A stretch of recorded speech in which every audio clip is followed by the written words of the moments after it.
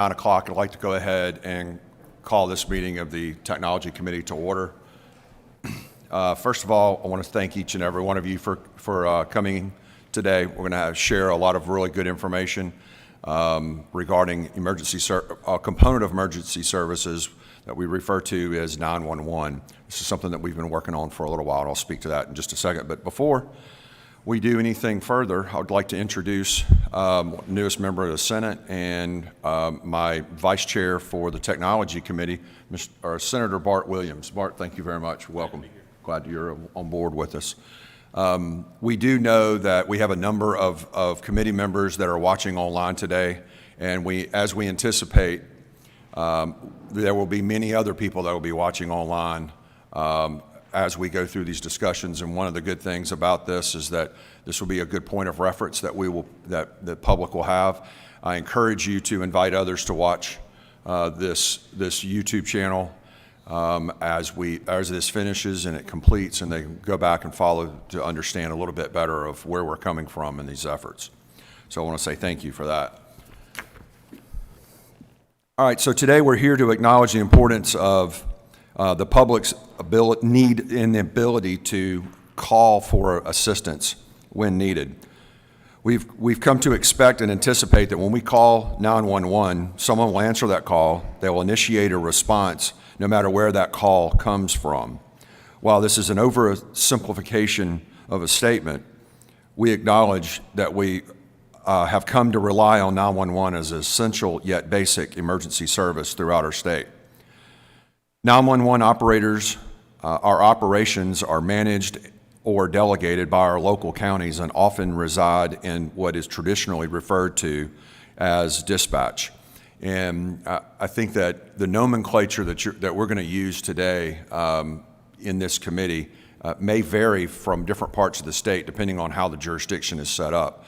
So I want to make sure that committee members understand that if there is a question of the usage of a term, please feel free to stop and ask.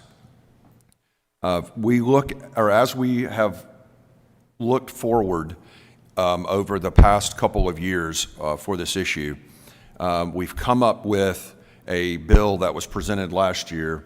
It was Senate Bill 2746 that was passed by the Senate, and it was a complete work in progress. Even as it passed the Senate, we knew that there was some additional work that needed to be done. It did have a reverse repealer in it to make sure that we went to conference, but we wanted to work out a few details with our colleagues over in the House. So today we're going to work on just acknowledging that most of these state statutes that are in place now are more than 30 years old, and while there's been some additions to those codes over the years, current shifts in technology and local demands have warranted a legislative review of all of these code sections. While functional obsolescence and rising operating costs are the large driver in these discussions today, the emergence of the next generation of 911 necessitates a significant rewrite of many of our codes. This hearing is intended to allow members of this committee and the public to hear more about where we are today, where the legislative efforts are heading towards tomorrow. However, there's very important for me to establish a couple of goals and objectives. Number one, I want to make sure that it's very clear that the state does not seek to take over any aspect of a local dispatch functions. The state is only offering to provide our locals with the tools and a statewide coordination in implementing the next generation of 911 services. And then number two, and this is very important, I'm speaking to my local managers and my local entities. When I say this, our broader goal that we have embarked upon is to make sure that every dollar that is committed to 911 services actually goes to 911 emergency services and precisely for those purposes. So I want to make sure that if there's a dollar that's collected, that it goes towards those services.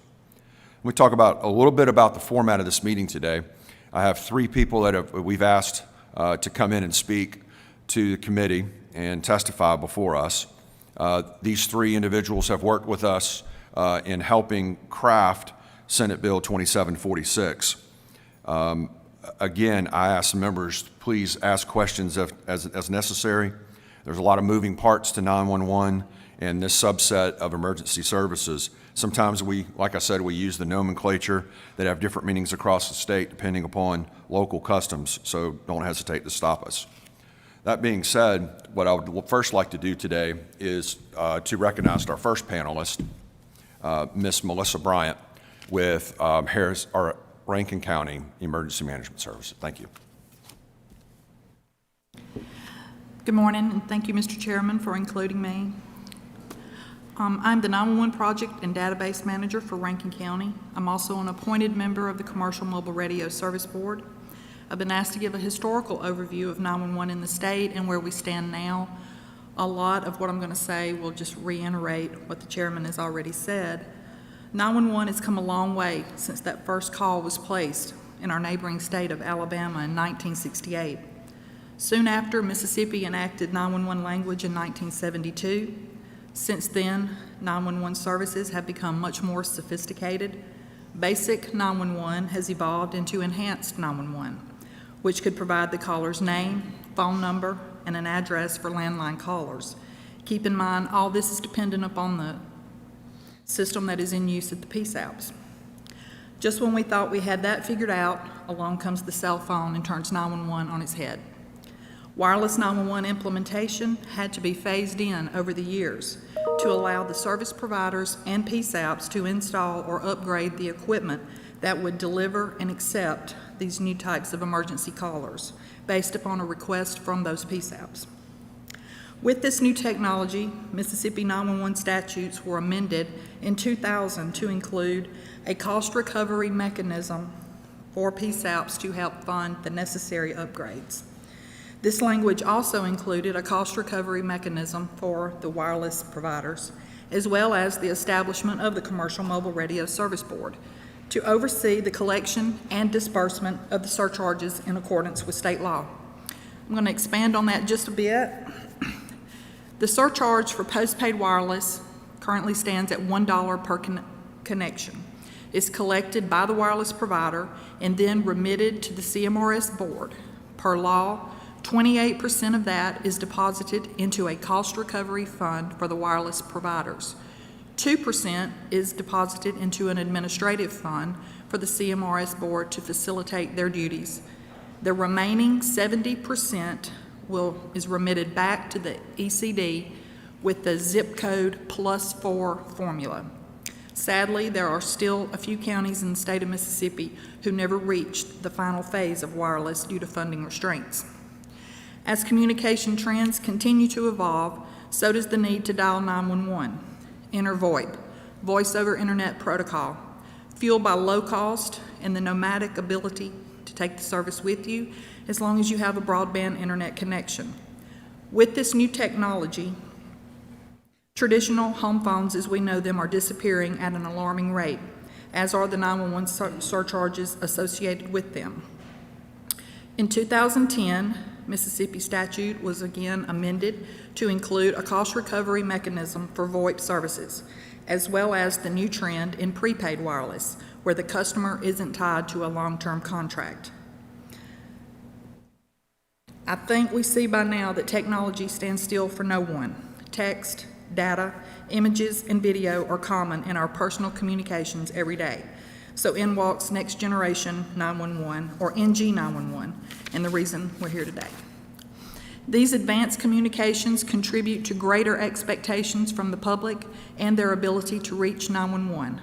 However, the 911 systems that have provided access to emergency response for over 40 years are growing obsolete due to the lack of upgrades and funding at the local level. The time to act is vital.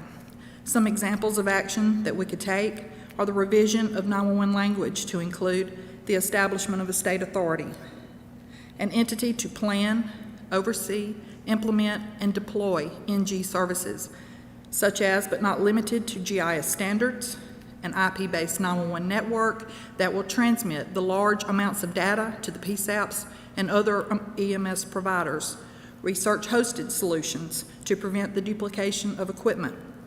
Deployment of Next Gen 911 in Mississippi will not be easy, but it will provide many benefits in the future. Interoperability, as it will improve communications between public safety agencies, location accuracy due to GIS, and the ability to text or send photos and videos to 911 operators through an IP network. It will require several changes in coordination among all stakeholders. Adequate funding, grant opportunities, and accountability will be imperative. Statutes pertaining to 911 services must be amended if we are to ever see a proficient, successful deployment of next generation 911. Thank you.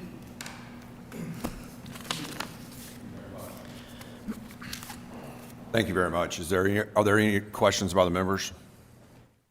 I do have one question, and really just ask for a point of clarification, if you would.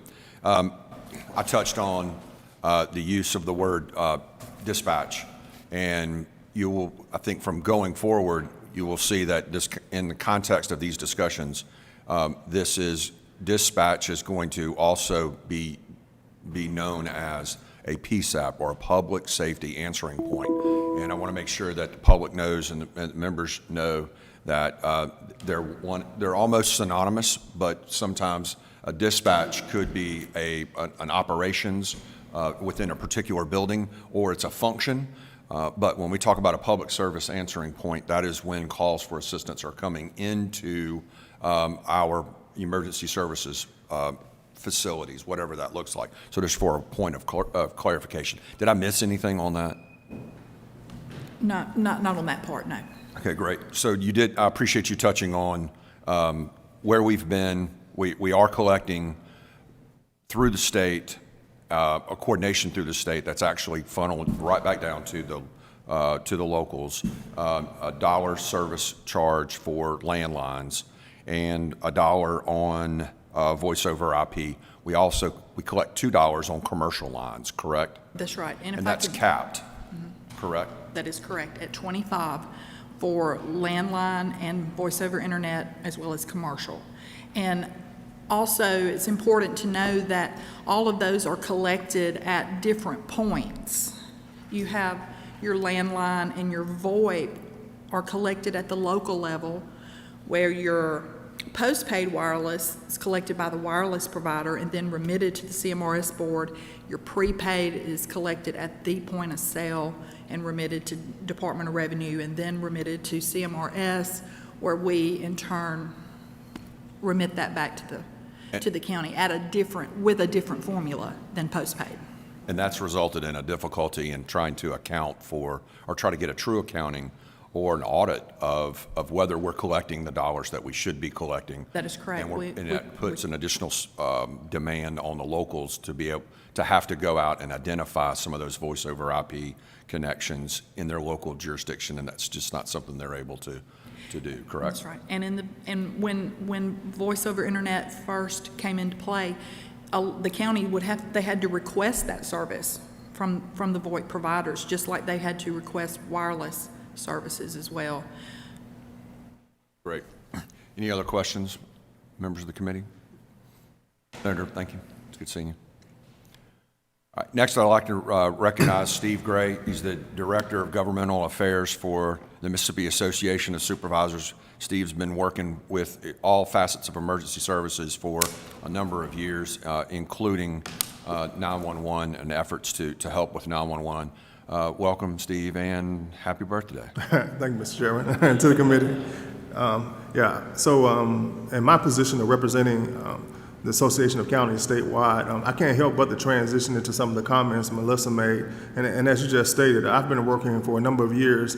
I recall back in, I think, 2008, we really tried to look at this comprehensively to address it. And in 2010, when working with, at that time, Chairman Metatall over Public Utilities and Ellis on the House side to add VoIP and prepaid cell phones, that we did see an increase in terms of revenue, but the demand still outweighed the amount of money.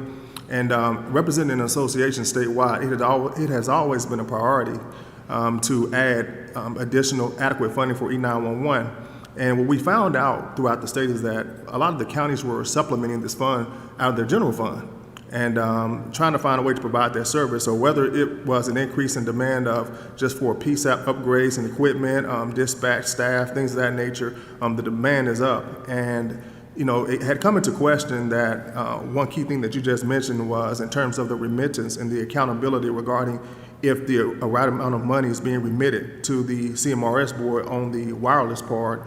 And even in situations where VoIP come into play, those counties were getting those checks directly from those providers. And in some situations, they didn't even know where some of the accurate locations were. They were just getting checks. And so, to create a process that comprehensively addressed this and bring it under an umbrella in terms of the need is very important. Now, I will state back in, I think, 2013, at that time, I think it was Chairman Burden over Energy, had a study commissioned through PEER.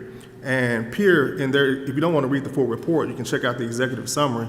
In their executive summary, they highlighted 3 options as a possible solution.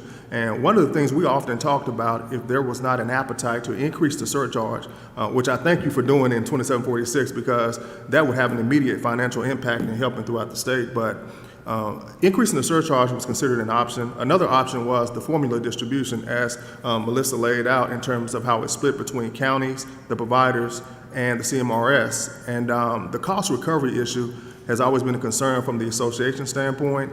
We felt as though, and this is no hit against the providers, but if you're being dedicated a cost recovery line of revenue, and I guess the balance for that continues to grow, and so where's the demand in terms of the money needing to be spent? And I think, and I could be wrong, correct me, I think it's at the effect of about maybe 53 million right now or something of that nature.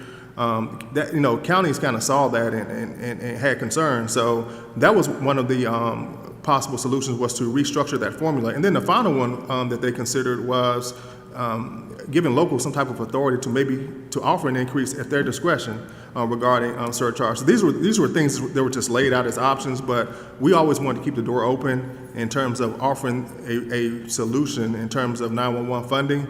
But for the most part, the funding is our major concern and providing that service. But I will say this in the record, that a lot of these counties out here, even probably with the funding, they will still struggle to make the transition from legacy to NG 911. You got some small counties that just struggle with revenue.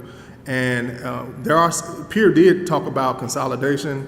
That's a tough conversation that may need to be had. I know there are counties in the state right now, a few that do it, but some feel as though they can be sufficient on their own. But as we continue to have these discussions, I'm sure that's something that we would definitely have to just look at going forward.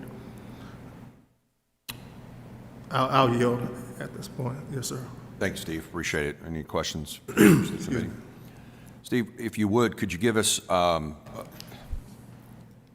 in your discussions with your counties across the state, I've had many of them that have reached out to me as well, that have expressed some of their frustration with some of the things that they are seeing moving forward, where they know that they're going to have an extreme ramp up of operating costs in the future, and they're looking at ways to help contain those costs and help drive those costs in, and understand them a little bit better. There's a lot of unknowns in this entire space as we move forward with the different components.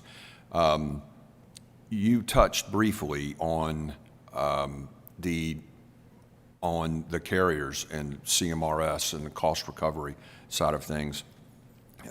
While we've had a lot of discussions on that, just in general, I think it's fair to say that the technologies that are being used today in our end-user devices, such as our phones or an IP connection, provides many of the locating services that were required prior, or that were required for the carriers to provide by location of cell towers or triangulation of a service. And in a lot of cases, it required carriers to add additional or supplemental equipment to their towers just to provide that geo-referenced location. Is that correct? And what we know today is that a lot of those costs that the carriers had to bear in prior years is not necessary, and that's why that CMRS account has built up because there hasn't been a need or a demand for their cost recovery component because they haven't had any eligible expenses. Is that kind of a summation? I would agree, based on my knowledge in terms of cost recovery. The goal was for those different phases, phase 1 and phase 2, for the counties to implement that geolocation technology. But as you said, that apparently there's a halt to that, and we continue to see the fund build up. So I agree. Yeah. Okay. Any other questions? Senator? Yes, Mr. Chairman, I have a question maybe in a couple of parts. Do you know how many 911 centers there are in the state? Centers. 911 PSAPs, if you will. I can get you that information. Yeah. Where I'm going with that is, do we know how many are enhanced and how many will need to be upgraded? Do we know that as a percentage possibly? Just what kind of a task is in front of us statewide to accomplish this? I don't have that data on me, but I can pretty sure confidently say that we're not where we need to be in terms of reaching that NG 911 compliance throughout the state. Yeah. Thank you. I think there are, around 144 PSAPs in the state. I don't have the ones that are actually enhanced. I did have a pretty accurate account of the phase 0, phase 1, phase 2, which would pretty much be in line with the enhancement of it. So, but I can definitely get that and get back to you. That would be great. Thank you. That's a perfect segue into our next speaker. Our next speaker is Director Greg Michelle from Mississippi Emergency Management Agency. As this last question just pointed out, you would think it would be pretty easy to know exactly what we have within our state, but the lack of a statewide coordination has hampered our abilities to keep up with technologies across the state, for our locals to keep up with the technologies. And what we've discussed in here with prior legislation has been efforts to try to provide a statewide coordination. It's only natural that the Mississippi Emergency Management Agency would be that statewide coordinator, and I'm very, very glad and happy that Director Michelle has worked over the last year or so to take a look at 911. I look forward to a presentation on a plan for us to be able to move forward for our state. Thank you, sir. Yep. Thank you, Mr. Chairman. Thank you, and other members of the committee. Appreciate allowing me to be here today and talk. Just real quickly, just talk about a couple of things. First of all, emergency communications and what it is. I mean, emergency communications is a very a broad system, if you will, and pretty much starting with the device that a citizen would use to call in, whether it's a landline or cellular communication device, and then into that dispatch center and what that dispatch center has and the equipment that the telecommunicators are using, to the equipment that dispatch center is using and calling out to those first responders, whether it's a mobile radio in a vehicle or a portable radio on the hip of that first responder, and on down to the additional integrators that would be assisting in that particular call, and then everything in between and the infrastructure that's in between. So emergency communications is a very big and a very broad system. And let me just say that there have been a number of very successful efforts throughout the years and to attempt at a number both at the local level with other agents, other state agencies, other organizations to work towards 911. But Senator, back to your question about, and I will credit Melissa, this is actually a briefing that she put together on 911 years ago, so the data may very well be dated, but just to give you a snapshot of where Mississippi is with regard to 911 services. At the time of this briefing, there were 5 counties that were at basically phase 0, so base, bare bone, minimum, or no 911 service accessibility for those citizens in those counties. 13 counties that were considered to be at phase 1 911. 58 counties, which was the preponderance of the state of Mississippi, were at phase 2, and then back to those counties that were next generation 911 compliant, there were 6 counties. Now that has probably changed since the date of this report, but it gives you some idea. There probably hadn't been a lot of change, but that's pretty much the state of Mississippi with regard to 911 services. So back in July of 2019, the Mississippi Emergency Management Agency was identified as the 911 coordinator for the state. and that was, again, I go back to the point I made earlier, where there's been a number of efforts and a lot of great intentions about moving to 911, but there was no one single entity that was nesting these efforts and coordinating these efforts to move to a common goal.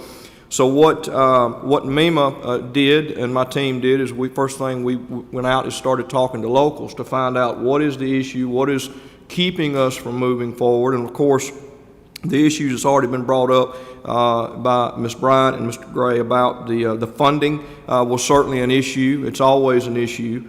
The other issue was the way that their emergency telecommunicators were coded, meaning that they did not have accessibility to certain aspects of health care, particularly mental health care. A lot of these emergency telecommunicators are being exposed to some very difficult situations that take a mental toll on them. And then finally is the integration piece and the frustration of not being able to get to where they needed to go to get to just the basic level of 911 services, not to mention next generation 911. So the work that was done, not only by myself, but through everyone seated at this table and the locals and providing information, came about with the work to put together this legislation that was in Senate Bill 2746. Now, let me just tell you that, you always go out and you replicate places that are successful. So we went out and we started looking at states that were doing this and how they were doing it, that had gotten a foothold in moving forward with next generation 911 implementation. And I will tell you, as a nation, this is still complex. There are still a number of states that are working to fully integrate next generation 911 for a lot of the same reasons that we are, but I will tell you that Mississippi is probably in that lower category as far as where we are in our move towards next generation. So we ended up using Georgia's model as something that looked to be more similar to what we wanted to adopt and how they were set up. It just so happens that in Georgia, their communications authority is nested with their emergency communications agency in Georgia as well. And we had good conversations with them, and we adopted a lot of the way that the organizational structure was set up. Now, I think the Emergency Communication Authority makes a lot of people nervous when you start talking about naming an entity as an authority. Using MEMA as an example and how we have conducted business. The Mississippi Emergency Management Agency is not an authority, does not mandate how a local coordinates or conducts their emergency services. We are a support effort for them. We seek resources and we assist them with getting resources, and we assist them with developing emergency plans to ensure that they are fully integrated with the 82 counties and the Band of Choctaw Indians to ensure that we have integrated emergency services throughout the state. So if you use that example, that is exactly the same intent with this Emergency Communication Authority. It is not going to be a mandating authority. It is not going to be an entity that will go out and tell a local what they must do or how they need to do it. We will tell them how they can accomplish it and how to fully integrate. Technology is a beautiful thing, but it doesn't do you a whole lot of good if it stays on the shelf, and it doesn't do you a whole lot of good if one county's got it and another county doesn't have it.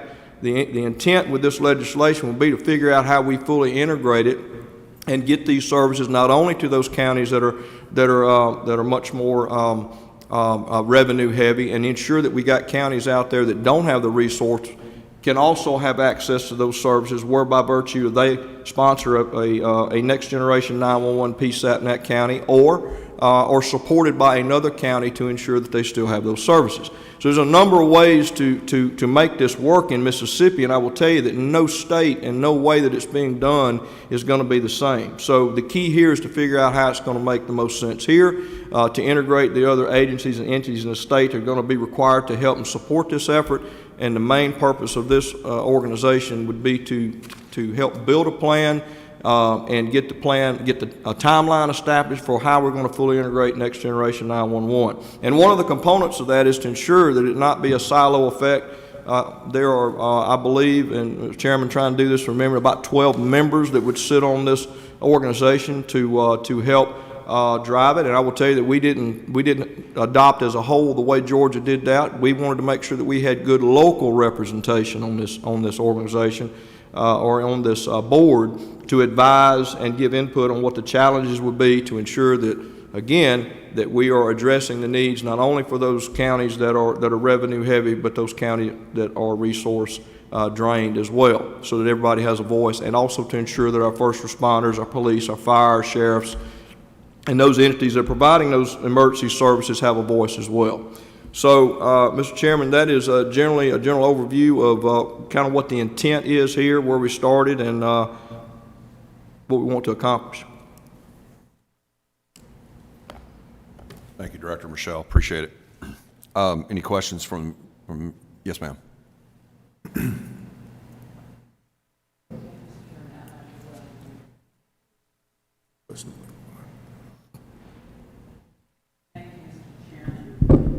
Thank you. Mr. Michelle, you mentioned the assessment of the counties and where a number of them were in terms of the phases. When was that assessment taken? Melissa, do you remember when this was? It 2015. So that information again is not current, but it is as of about the last 5 years. Will there be efforts to update this list in the near future? Absolutely.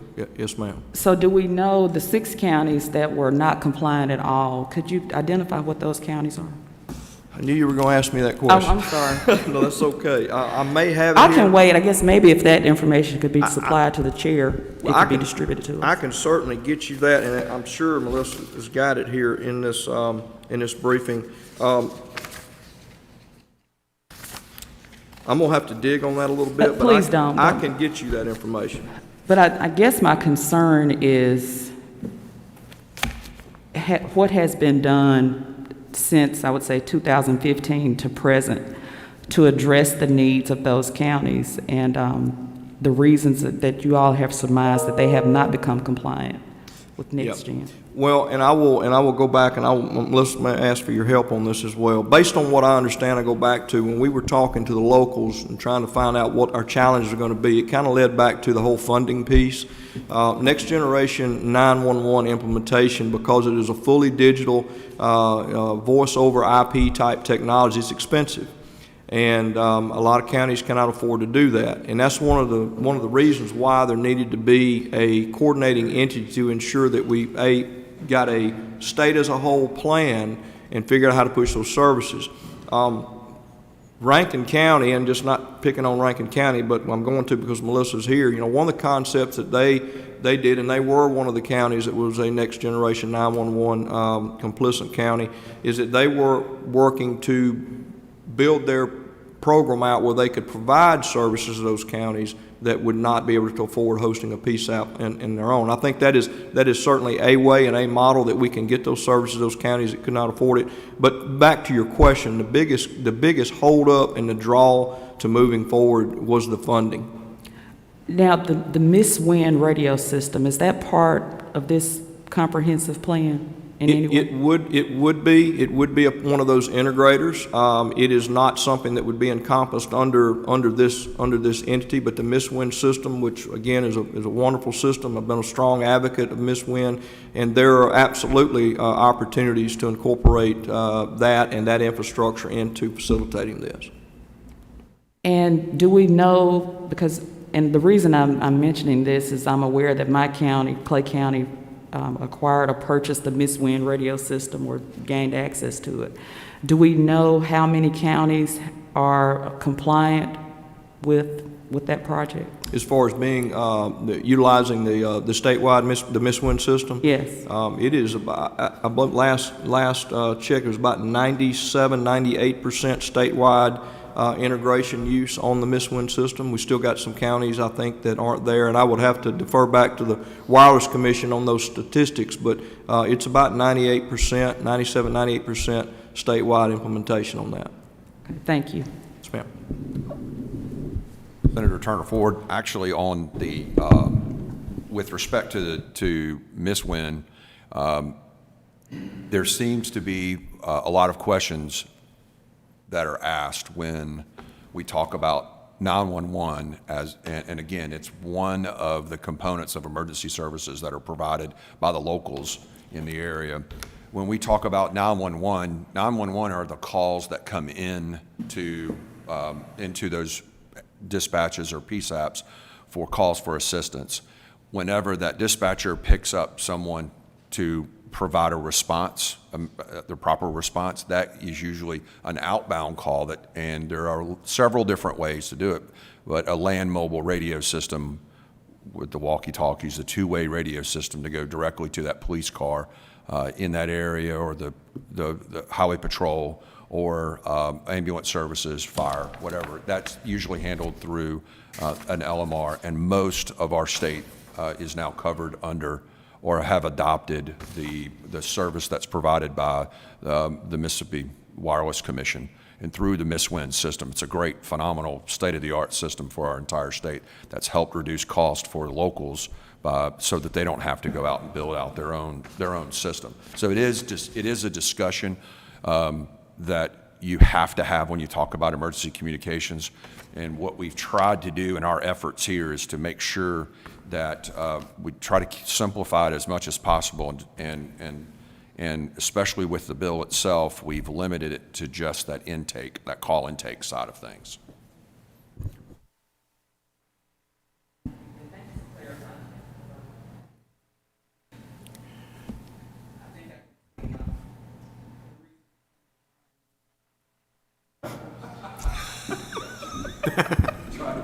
Thank you. So I guess what I would like to know, because I think you just clarified part of my question, the issue that we're dealing with E911 is specifically related to incoming.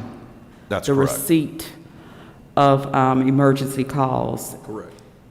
Now, the Georgia model, that's all that we're dealing with, that's all that it covered also, is that correct? I'm sorry. The Georgia model that you referred to, that's only the receipt of incoming emergency transmissions? Yep, so their model is a little different on how they work that. So that's kind of one of the aspects that we did not involve as far incorporate in this plan. Back to Senator Delano's point, this, for the purpose of Mississippi, we are only talking about the intake. In Georgia, they encompass a number of other entities in theirs, and that's not a good fit here for Mississippi because of the ways we're doing stuff. We are strictly talking about just the intake only. Thank you. And along that same point, if I remember correctly, they have integrated their LMR, or their statewide radio system, in the Georgia plan as well. Theirs is in Georgia, and they also have Homeland Security and a number of other things that just didn't fit here, but that is correct. They did integrate their LMR in Georgia. And as a point of historical perspective, what the state of Mississippi did back in 2006, 5, 4, somewhere around there, when we established the Wireless Commission, it established a board made up heavily of local users to provide input on how they were going to design and implement and deploy that system.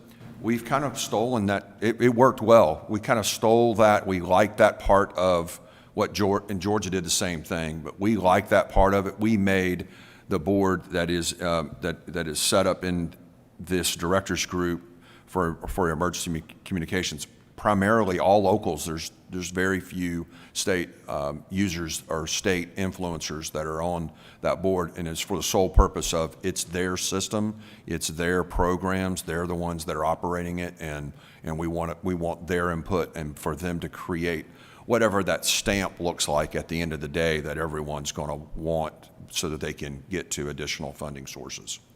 Thank you. Senator Williams, did you have another question? Yes, thank you, Mr. Chairman. Director Michelle, are there any statistics y'all been able to accumulate that, we're sitting here behind the curve a little bit, it seems like.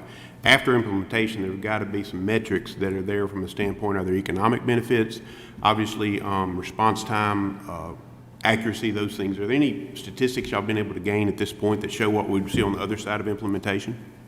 We had begun prior to the number of events that we've experienced this year. Yes. Unfortunately, I'd started to try to reach out and get some of those statistics. I will tell you that has been put pretty much on ice since the beginning of this year. But that is something that we will intend to move forward, and we'll have to do that. We'll have to do that before we can ever even build a timeline to even build this thing out. But I would be remiss to tell you that we've got all that data right now. We just don't. I have a small company in Starkville. We do security systems, so we have some familiarity with this, but I think there are tremendous benefits. You know, the cost factor is going to be significant, but on the other side of this, what we're going to deliver to our constituents, I think is going to be tremendous. Well, without a doubt. I mean, again, I talked about the technology, and I don't have the statistics to show you, but everything from the benefits to the citizens and the services that they will get, to the benefit of the first responders and being able to literally get a pin instead of getting an approximate location, getting a pin to where they're going to go. And if you tie in even video to it, even be able to see something and what it looks like before they get there. So absolutely the benefits are going to be great. Thank you. One other thing that I wanted to ask, and I think it goes back to Senator Turner Ford's question about how many counties are not compliant with just basic 911. I mean, it's literally, that looks like a telephone that's on a desk that people are supposed to answer. It's a red telephone. That's about it. You don't know anything at all about the location of where that call is coming from, how it got to you, or whatever. It is just a telephone sitting on a desk. That's what it looks like in the dispatch. But there has been some self-driven or efforts that have been driven by those counties that understand they've got to provide more and they don't have that funding source. So they've seeked out other counties that may not even be contiguous to other counties or contiguous to the county in question, to reach out to them to provide those kind of services as contractual services for another county. And that is something that is ongoing now. And Steve, do you know, or Steve or Melissa, either one of you, do you know how many counties are operating in some form of a consolidated, where they're providing services for either other municipalities or other counties outside of their geographical boundary? The Rankin and Scott or Smith or something, and Simpson or something like that combined, I think. I can speak for Rankin. We host Scott and Simpson County off of our 911 system. We're basically the hub, and they're like a spoke, a remote piece out off of us. They still take all their calls and so forth, but I do believe there are a couple of counties that contract with another county that may be adjacent to them for dispatch services. That may be Sharkey, Missaquina, those type counties that are, smaller. But I don't know that for sure. And Steve, and again, I'm referencing you on this because I think that I've heard from the counties. I should say, I want to recognize there are a couple of mayors that are in the gallery today that were interested in some of this discussion, because it is becoming more and more commonplace for the municipalities to contract with the county for the entire envelope of services that is called dispatch, and they're using the county facilities to host these PSAP services for municipalities and others. Do you have any idea how many counties or how many cities have recently migrated? I mean, is it a fair number, a large number, or do you see a lot more requests for additional information for how that costing is done? In terms of consolidating with the city, that's just something I have to put a request in for information. We don't have that number, that information, but I know it happens. I do know that. Yeah. And that's part of the natural progression, I'm assuming. And Yeah. Director Michelle, one thing I wanted to ask you about is some of the lessons learned, if you will, or some of the observances from the Georgia model. If I remember correctly, Georgia they had a very large number of PSAPs in their state before they embarked on this effort to switch to an NG 911 plan. Their locals ended up determining that there was probably a better number, a sweet spot that they were looking for a total number of PSAPs in the state. Again, it wasn't mandated, but they said that to cover the costs, consolidation was going to have to occur because the individual the infrastructures for the individual PSAPs were so expensive and so costly, it needed to be shared across a much larger geographical area and revenue base. Correct? Do you remember? Yes, and so in talking with the Georgia's Communication Authority and talking with him, one of the things that he said, if he could go back and do it again, they would not have tried to convert or converted all of their PSAPs to next generation 911. And that is what they did. And of course, they are not fully complete with their statewide implementation yet. But he said that the cost just absolutely did not make sense. No one wants to give up control, if you will, of a dispatch.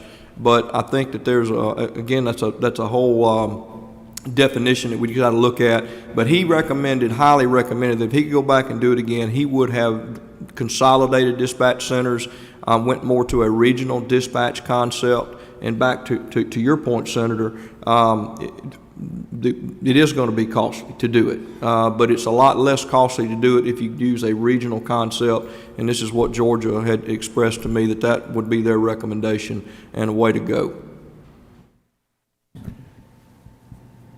Just trying to understand the framework of what we're trying to put together here. The MECA, which would be the Mississippi Emergency Community Authority, if this thing's established, basically going forward as technology, I'm assuming it's going to provide a more agile way of implementing technology. So when we're looking here 5 years or 8 years from now, because technology changes so rapidly, that we'll be able to push it through quicker. With that, today, do we sit here basically with 144 PSAPs that are independently doing their research and doing the technology implementations as they see fit? Is that a fair statement?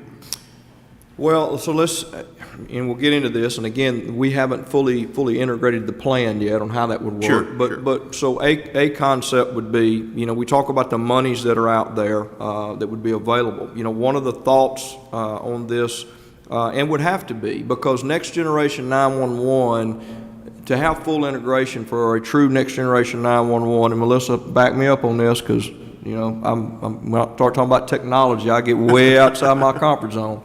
But in order for full implementation of next generation 911 to work, everyone has to do it, because next generation 911 PSAPs don't communicate with E911 PSAPs. I mean, there's a way to do it, but again, it's very costly. So in being able to qualify and be eligible for some of the 911 grants, and we want to make that available, they would have to meet certain criteria and certain commitments on their end about being able to do that. And I have said this from the beginning, and I still say it, and I could be wrong, but I believe that the costs associated with moving forward with a next generation, a fully capable next generation PSAP, will actually drive in a lot of cases where those PSAPs end up being.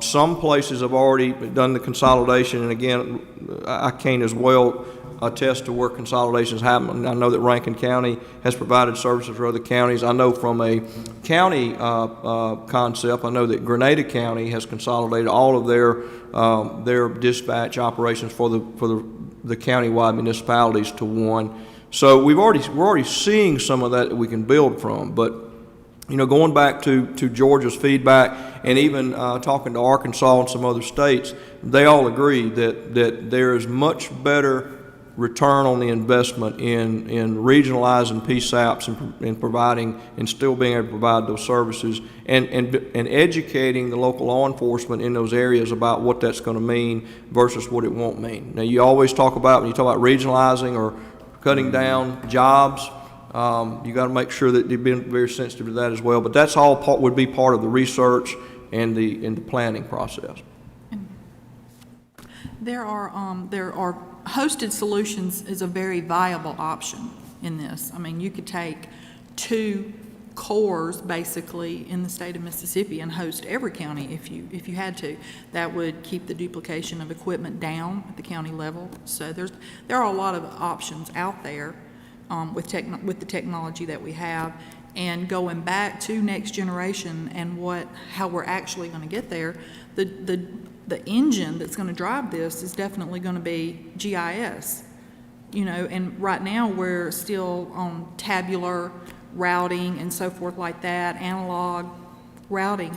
GIS is going to be the engine that does this. We're going to move into a geospatially routed world, and everything will be a lot more accurate. As Director Michelle commented earlier, that responder that's in the field, picture, video.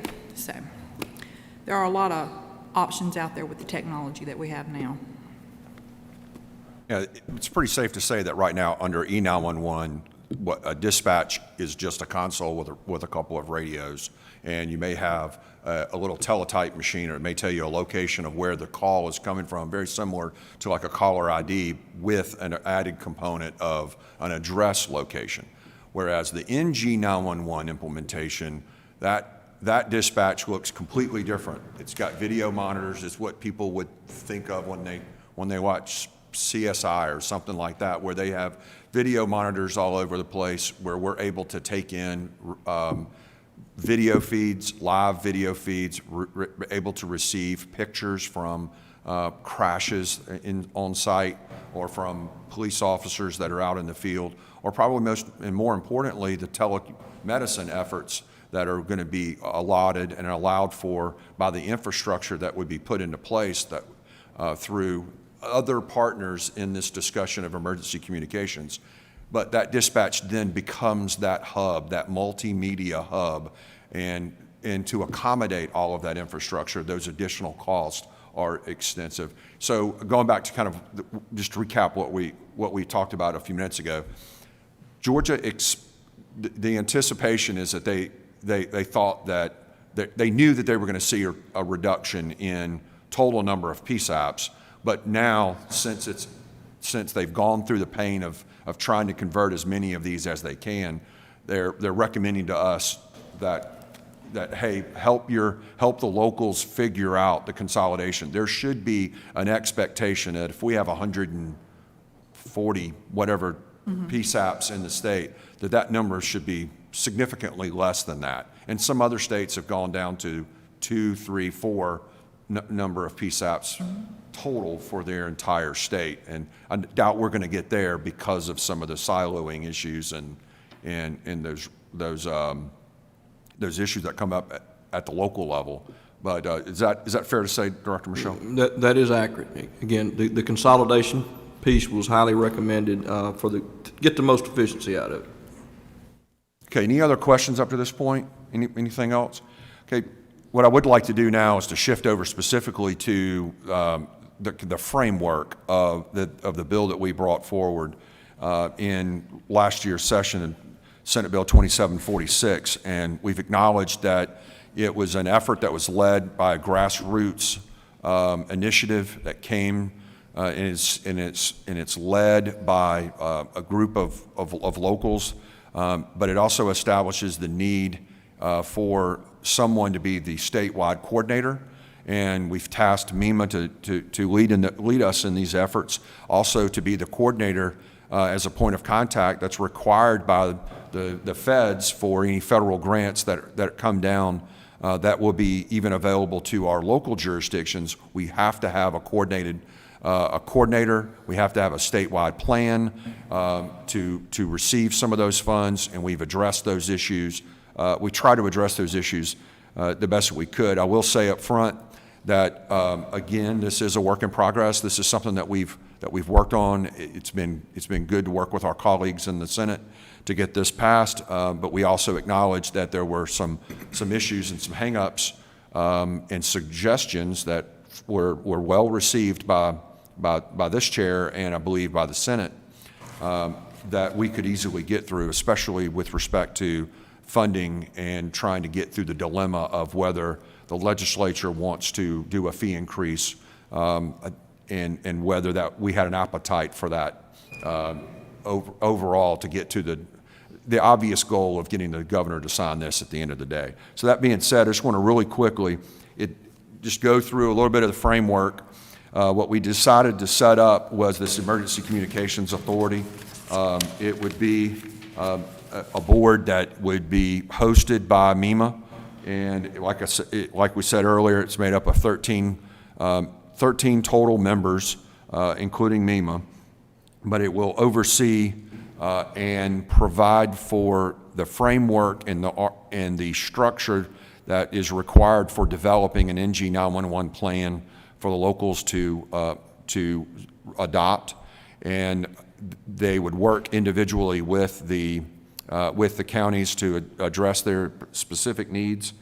It also helps with developing the funding formulas for the dollars that are received through the emergency services charges. And we've also simplified that, as Melissa touched on briefly. Right now, a lot of those fees are going through different entities. And what we've decided to do is to make sure that all of the dollars run through the Department of Revenue, and that DOR will then use a formula that's extremely similar to the formula that's in current practice to distribute those monies and divert those monies back down to the local jurisdictions, and that they would have that authority would have the oversight of how those funds are to be used. There's also proposed in this a couple of new accounts that would be to the benefit of the local entities. I think it's best for us to kind of look at this as two types of funding sources. We've got capital improvements, which is a one-time cost that is necessary to provide the infrastructure and to build these PSAPs to be NG 911 compliant as defined by this local board with a stamp at the end of the day. And then you have the operations and the maintenance side of things. So you have two different types of funding needs, and what we tried to do is we wanted to make sure that the existing dollars that are that are going to the counties and to the locals right now, that stays for the operations and the maintenance side of things. Then with the enhancement of dollars that will be provided by fee increases that are proposed on the same types of services that we currently collect monies on, those increases will then do one of two things. Part of that money will go back to that operations and maintenance account that we talked about a second ago, but then a portion of that will also be reserved, and it will accrue to the benefit of the county that it comes from, to help with the capital improvement cost, that one-time cost, for implementation of NG 911. So it's roughly about 70-30 is kind of how things are split in some of the existing legislation, and it's convenient for us to recommend to the board that they say not less than 70% will go for operations and maintenance for their 911 services, and then that 30% that is currently being held for, in part, for the cost recovery through CMRS, that those monies would be allocated back to the counties from where they were supposed to be, and that would help with the capital improvement side. And again, the enhancements of any enhancement in revenue that's provided through this legislation would go towards NG 911 compliant systems at the local level. And if a county chooses or opts not to adopt an NG 911 program, then those dollars still will, any new fees will still accrue to the benefit of that county until which time they're able to get that stamp for their NG 911 compliance. And I think that's a pretty quick overview, and I know that there's going to be a whole lot of additional questions to that. Was there anything else that you felt like we needed to cover as far as just the framework of the bill itself? Anyone? Okay, sure. First of all, thank you for even submitting the bill last year, because this is something we've been working on for a while. And I also want to just kind of put out, in terms of who I represent, it's the policy side of the county. So, when I hear from my membership, it's more about the funding mechanism and managing the budget. And of course, from the operation, the expert knowledge will come from the 911 coordinator standpoint. But from a monetary standpoint, when I facilitated and talked about this measure before my membership, they're appreciative of it, but there was just three key issues that that sort of got their attention, and I think we sort of touched on it earlier. One thing I want to talk about to start off is the governance aspect of it. You talked about, so there are different segments and involvement. You have MEMA, then you have a staff created within MEMA with a director that's hired by the MEMA executive director.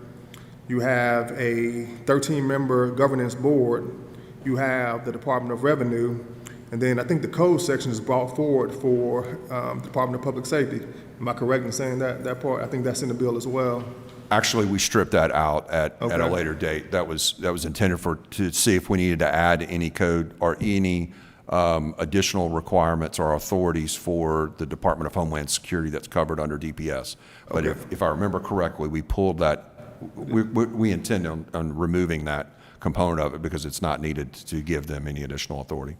Okay, and that sort of goes back to a statement that Director Michelle made earlier about having an authority and probably being intimidating to the membership. They saw so much, I guess, bureaucracy and expansion of government regarding an issue where their concern was more about just getting more money for the demand that's coming in as they are as managers of the county budget. And so I guess there was concern when you can do a comparison and contrast of that versus the current situation of just the money that's remitted to the locals, the little involvement of DOR regarding prepaid and the CMRS board, which is a 9-member board.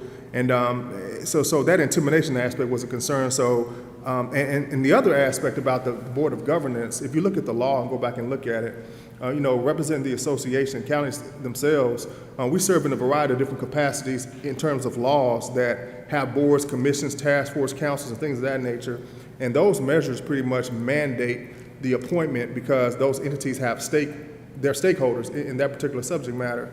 If you look at this particular measure, the language says may, it wasn't a shall. So when it was structured, so we were thinking long term, what we're doing is great work here, but let's just say 15, 20 years from now, it's not required that the key stakeholders involved in this were not mandated to be a part of the total collection of this body. And so that was alarming to the members as well when we went through that particular aspect of it. And but that's something, as you said, it's a work in progress. We can talk and move forward on it. So from a governance standpoint, those were the key things. I guess the expansion of bureaucracy, the expanding of in terms of efficiencies and money being directed, and making sure that they have a stake long term in this process. The second concern was the revenue aspect, percentage distribution. Once again, I thank you for the additional dollar increase. That was huge. That is huge. I can't brag on that enough because we know the demand is there. But if you look at the current situation versus what is being proposed, the way it's set up right now, you have the wireless three-way split for prepaid and postpaid. 70 counties, basically 28 providers, 2% CMRS. And aside from that, the counties get a whole 100% of VoIP, and they get a whole 100% of the landline. So you got $2 commercial, $1 residential, then you got the $1 for VoIP. Now we know that the residential is declining, but for the most part, and maybe even commercial, because they are going to VoIP, but that's the one that's going to be trending upward. In the new formula or setup, it's all commingled.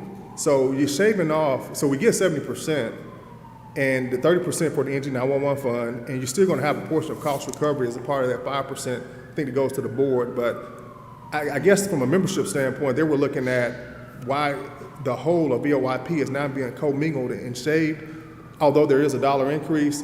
And I'm just a messenger. I'm just delivering and just doing my job from that perspective.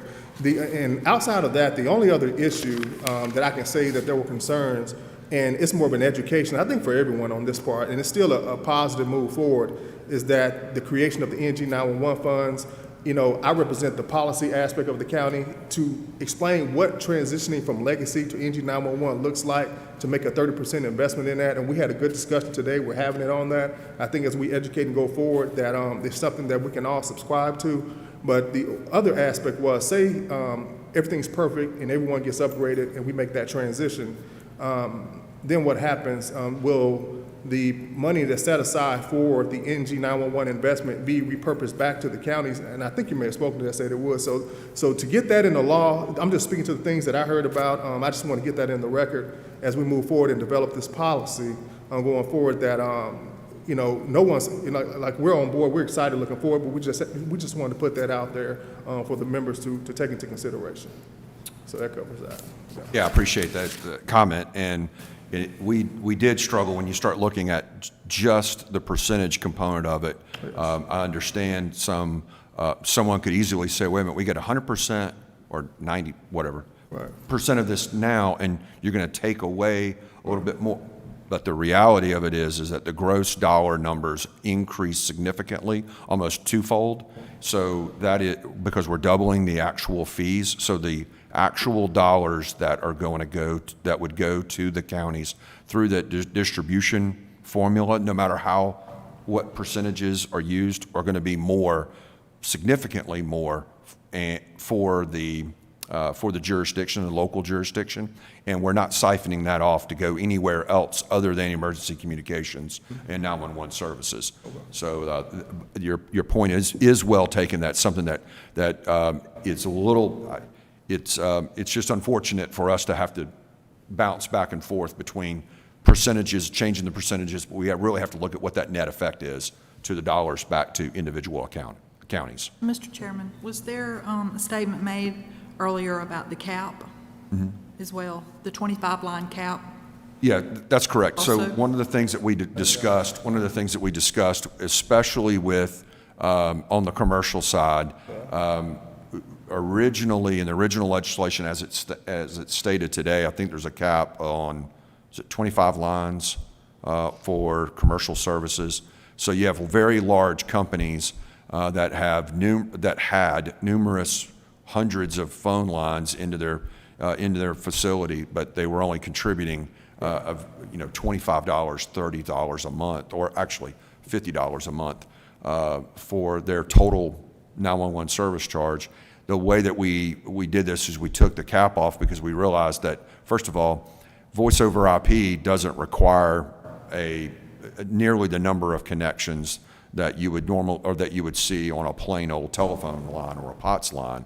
So we did take that cap off, and that will provide for a little bit of additional enhancement for some of those larger users that have bigger needs for calls for assistance.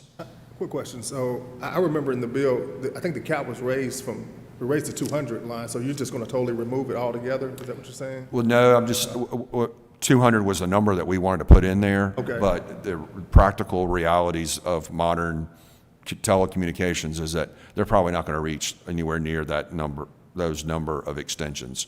But we're working through that now. Okay. But yes, in the bill, as it stands, it is a cap that was raised to 200. Okay. Any other questions? Senator? Thank you. Thank you, Mr. Chairman. I do not have an in-depth knowledge of this subject matter, but as I was listening to the explanations, two issues came to mind in particular, and I think part of it has been addressed in the, I guess, the effect on what the counties would actually receive currently for the services that they are providing, and there would be no change. Is that my understanding? Am I understanding that correctly? No, there would be changes and you're speaking of the fees that they collect? Yes. The fees that the counties collect for the E911 services that they provide, what would be the effect of this legislation or the plan on what the counties are receiving? The way that this bill is structured and is laid out is it would allow for the counties to receive additional dollars in enhancements that would come due to fee increases, so the counties would receive more money. The distribution formula that is used is really a completely different model because the locals receive some of their funds directly from carriers today. They receive some of their funds from the CMRS board. It's a hodgepodge, and what we've done is we've taken that model and we've consolidated it and said that everything and all of it will be accounted for and received by DOR and then remitted to DOR.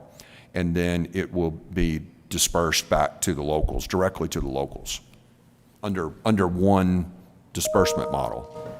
And as an end user myself, because I have a cell phone, and I'm actually responsible for probably 4 or 5 in my household. But my question would be, what is the effect on me as the end user? Where are these fee increases? Who would be paying these fee increases? Am I going to see an increase in my cell phone bills? Yes, you will. So let's talk about that for a second. One of the changes that were recommended to us upon consultation with the Senate, or with the House, excuse me, was that instead of the legislature stating a fixed fee increase or a fixed fee structure, that maybe it would be better to provide an opportunity for the locals to set what they need for their emergency communication needs or 911 needs, and cap it very similar to the same way that Alabama did it, to cap it at $3 or $4, whatever that dollar amount is, but require the locals to vote on whether or not those fee increases are going to change. And have we gotten any feedback from the locals, and I presume that would mean the supervisors, that they would even want to engage in that type of adopt or pass that fee on to their constituents? Are they, is it going to put them in a position where they do not feel comfortable assessing this fee, but then they are having to expend more, receive less to follow the Georgia model or adopt this plan? Yeah, I think that just from a philosophical standpoint, if the locals are having to come, or if the locals are going to be the ones to develop their own plans and what how much money they're going to need to operate, then we certainly want them to understand that they're also going to have to figure out where that's going to come from, where that money is going to come from, and we know that it's going to be difficult for anyone, for whether it's this body, the House, the Senate, or if it's at the local level, to do any type of a fee increase. But this is really something that they're doing. It's a county service. It's a local service that needs to be done. And Alabama was successful in getting a program where they were able to do that, and it allowed for the counties, it allowed for the local input to find out whether, or it provided an opportunity for local input to be given on a very important expenditure of the county services. So this bill is drafted, is it an option for the counties, or are they going to say this is yet again another unfunded mandate? Well, no, it's purely an option, but I want to go back out from a practical standpoint. They're having to adopt it because their citizenry expects it, and they're demanding it. It's something that has to be done. And then there's a law enforcement component to this as well, or officer safety component to this as well, that the services that are going to be provided will do a lot of really good efforts in protecting the citizenry, and they're going to want to do this. Is that correct, Melissa? I was going to say that in a lot of counties, and Steve can probably help with this, that the Board of Supervisors are already supplementing 911 budgets significantly already. And in the existing language that we have now, 19-5-313 in paragraph 1, that's kind of how the landline is structured now. It was at the discretion of the board to raise it to the dollar cap and the $2 cap. So I think we're going to be kind of similar in new language. Yeah, the existing language is up to $1, and I think what we were going to say is that it would be up to $3, $4, whatever the number ends up being. But I think a really good point that I should have made, the counties are going to have to pay for it one way or another, whether it's through a user fee that's on a cell phone bill or through property taxes.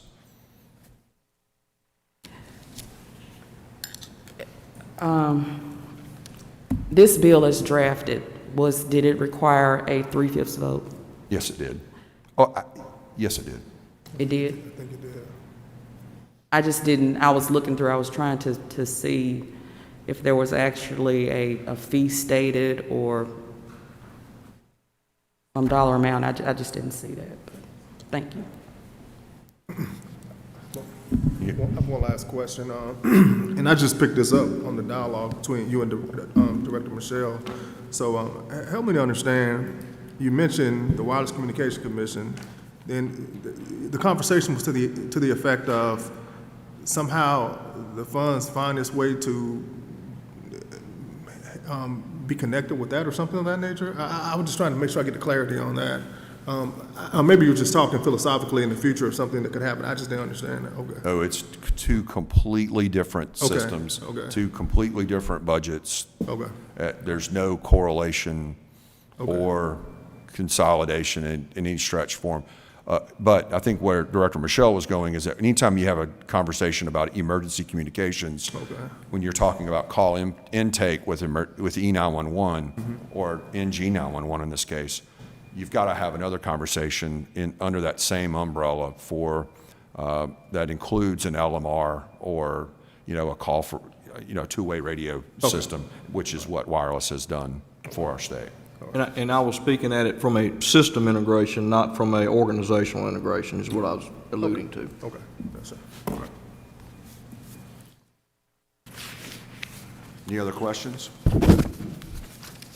Well, as we get ready to wrap this up, I do want to say thank you again very much for the input that you've provided. I look forward to additional input from others as we move forward in this progress. I know that I'm glad to see we've got a couple of chairmen from the House over here with us today, and I know that there are several others that'll watch this in the future. I look forward to working with our colleagues in both the legislative branch and the executive branch on how to move forward with this. Steve, thank you for your group and working with us. And we do, obviously, Senator Turner Ford brought up some of the issues that we have been trying to deal with, and we need to certainly build support for whatever initiative that we're going to move forward with.